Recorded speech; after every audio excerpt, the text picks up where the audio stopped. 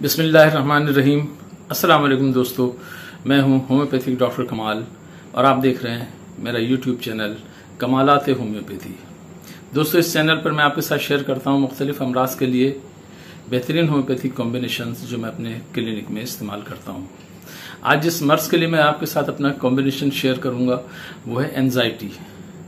Anxiety कहते हैं परेशानी को, बिला वजह परेशानी को। अगर सचमुच कोई परेशानी है तो वो एंजाइटी नहीं है, लेकिन मुस्तकिल परेशानी का एहसास रहना, किसी किस्म का खौफ जिसको फोबिया कहते हैं, यानी सचमुच कोई खौफ की चीज नहीं है लेकिन आदमी बिला वजह खौफजदा है या फिक्रमंद है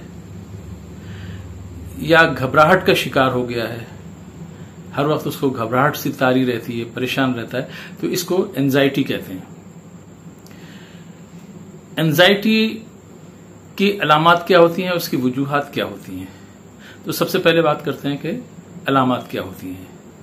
अलामात दो किस्म की होती हैं, एक जहनी अलामत और दूसरी जिस्मानी अलामत। जहनी अलामात में हर वक्त परेशानी का एहसास रहना, इंसान हर वक्त ये महसूस करे कि वो परेशान है, ये कुछ होने वाला है, इस तरह की जो परेशानी रहती है उसको एंजाइटी कहते हैं। दूसरी अलामत ये होती है कि इसमें थकन का एहसास रहता है। आदमी ने चाहे कुछ काम किया हो ना किया हो, नींद में सो के रात भर सो के उठा है, फिर भी इसके बाद जब उठता है तो उसको एहसास होता है कि वो थका हुआ है।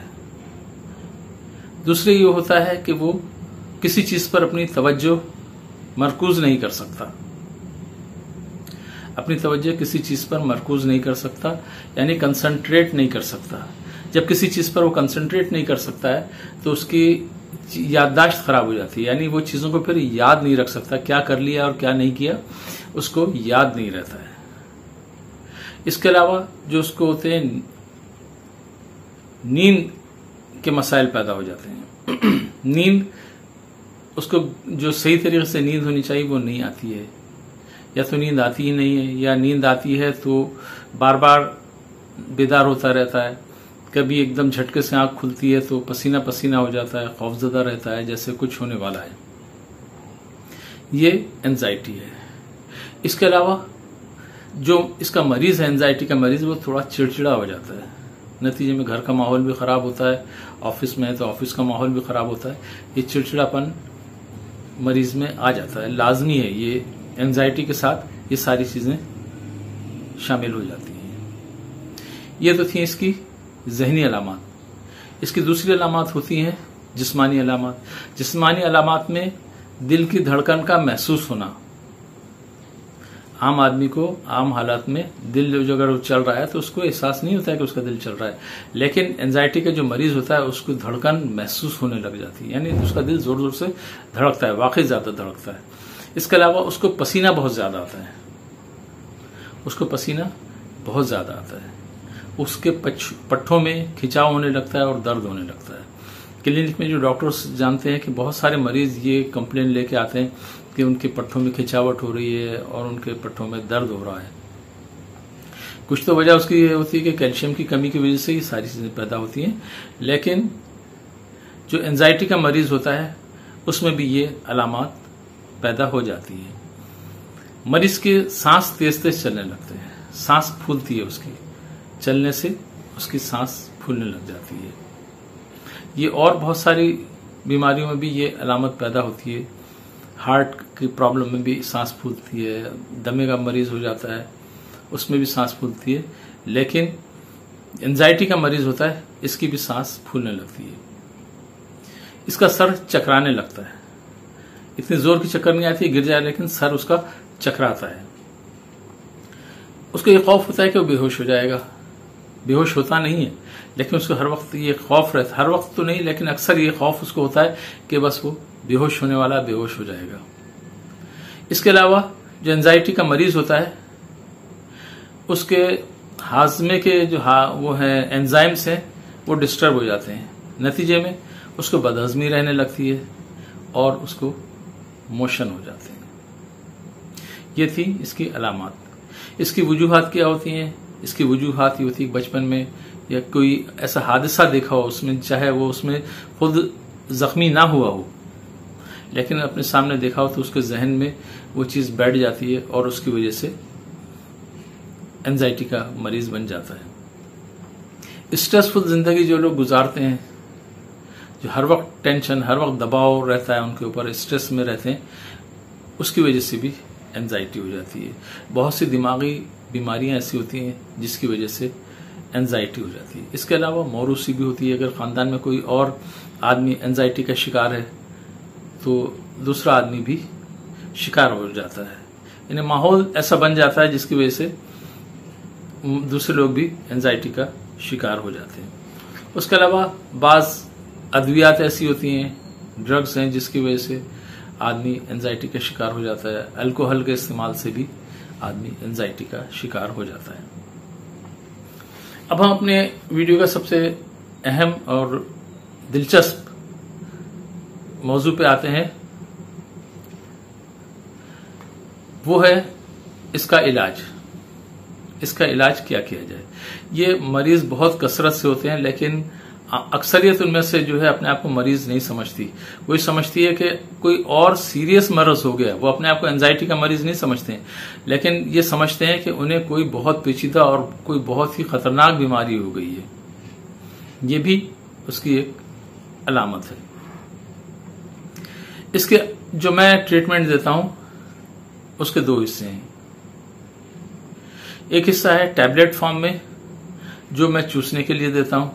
उसमें 3 मेडिसिन हम मिलाते हैं, 3 कॉम्बिनेशन मिलाते हैं। 3 मेडिसिन नहीं, मेडिसिन तो ज्यादा हो जाती हैं, लेकिन 3 कॉम्बिनेशन में, जो अलग अलग कॉम्बिनेशन मेरे क्लिनिक में बने हुए जो मैं आम मरीजों में इस्तेमाल करता हूं, वो 3 कॉम्बिनेशन इनको यकजा एक साथ देता हूं। दूसरी होती है जो लिक्विड फॉर्म में होती है, जो मैं इससे पहले भी कई दफा बता चुका हूं कि ब्रेन टॉनिक के नाम से और आसाबी टॉनिक के नाम से मैं बनाता हूं, और वो मैं मुख्तलिफ लोगों को अपनी अलामात के लिहाज से देता रहता हूं। लेकिन इसमें भी जैसे भूलने की आदत पैदा हो जाती है, तवज्जो मरकूज नहीं कर पाते हैं, याददाश्त खराब हो जाती है, आसाबी कमजोरी हो जाती है। बल्कि आसाबी कमजोरी लाजिम व मलजूम होती है इस मर्ज के लिए, क्योंकि जो लोग आसाबी तौर पर बहुत मजबूत होते हैं वो एंजाइटी का शिकार होते ही नहीं है। एंजाइटी के शिकार ज्यादातर, बल्कि तकरीबन सभी लोग वो होते हैं जिनके आसाब कमजोर होते हैं। तो ये 2 चीजें हैं। कुछ टैबलेट होती हैं जो चूसने के लिए देते हैं, और जो ब्रेन टॉनिक ये होती है, ये 10-10 खतरे हम पानी में टपकाकर पीने के लिए देते हैं। इन दोनों के इस्तेमाल से बहुत जल्द इंसान इस मुजी मर्ग से निकल जाता है और अपनी जिंदगी की खुशियों में वापस लौट जाता है। अब मैं बताता हूं आपको अपना कॉम्बिनेशन। सबसे पहले जो हम दवा, एक टैबलेट, एक शीशी में डिस्किट्स भर लेते हैं, उसमें खतरे टपकाकर उनको गोलियां बना लेते हैं। पहले जो हम खतरे टपकाते हैं वो एक अलग कॉम्बिनेशन है, एकोनाइट स्पाइजिलिया के नाम से मैं बनाता हूं। एकोनाइट और स्पाइजिलिया को दोनों को मिलाकर मेरे पास क्लिनिक में रखा होता है। जो लोगों को घबराहट होती है और दिल धड़कता है, तेज तेज चलता है, घबराहट होती है, उन लोगों को मैं देता हूं। उसके अंदर बाज़ दफा हम कार्बोवेज भी मिला लेते हैं। तो लोगों ने उसका नाम, जो मेरे क्लिनिक में उसका नाम लोगों ने गैस घबराहट रखा हुआ है। तो ये देने से उनकी वो जो कंडीशन है, जो घबराहट वाली है, परेशानी है, वो दूर हो जाती है। इसीलिए इसको मैं एंजाइटी में भी इस्तेमाल करता हूं। तो एक 10 ml की शीशी जिसमें डिस्किट भरी हुई है, उसमें मैं 10 खतरे इस कॉम्बिनेशन के टपका देता हूं। दूसरा जो कॉम्बिनेशन डालते हैं वो PIA के नाम से है, P फॉर पिक्रिक एसिड। ये एक बहुत अच्छी दवा है, स्पेशली जो करीबी याददाश्त इंसान की खराब हो जाती है कि अभी जो किया है उसको याद नहीं, पुरानी बात है तो याद है, लेकिन अभी जो किया है वो याद नहीं। उसकी वजह यही होती है कि वो उसकी तवज्जो मरकूज नहीं होती है, उसका कंसंट्रेट नहीं होता है। पहली दवा इसमें जो डालते हैं वो है पिक्रिक एसिड।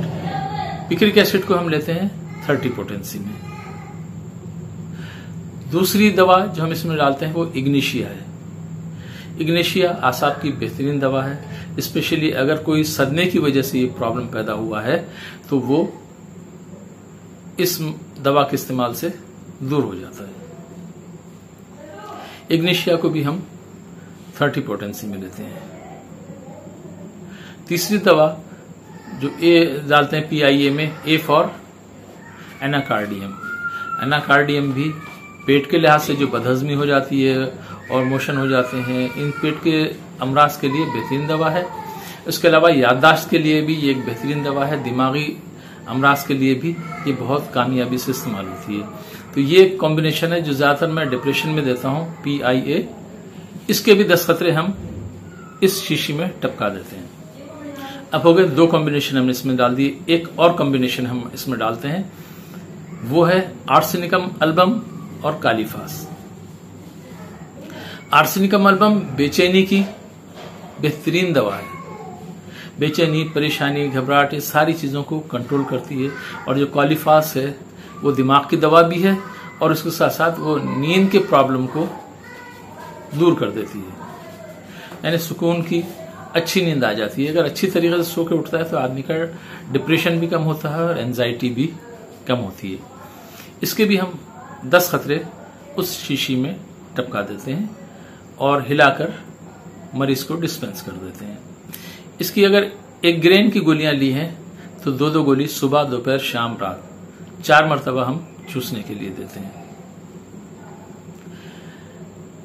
अब इसका दूसरा पार्ट आता है जो लिक्विड फॉर्म में है। इसका मैं पहले भी कई मरतबा बता चुका हूं कि आसाबी टॉनिक के नाम से भी बनाता हूं और ब्रेन टॉनिक के नाम से भी बनाता हूं। कि बहुत से लोग हैं, अगर उनको ब्रेन टॉनिक के नाम से दिया जाए तो कहते हैं डॉक्टर साहब हमारा तो कोई दिमाग का कोई मसला नहीं है, लेकिन हम जानते हैं तो फिर उन लोगों को हम आसाबी टॉनिक के नाम से देते हैं।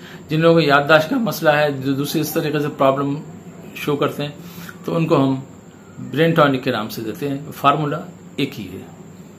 इसमें 4 दवाएं डलती हैं 3x पोटेंसी में।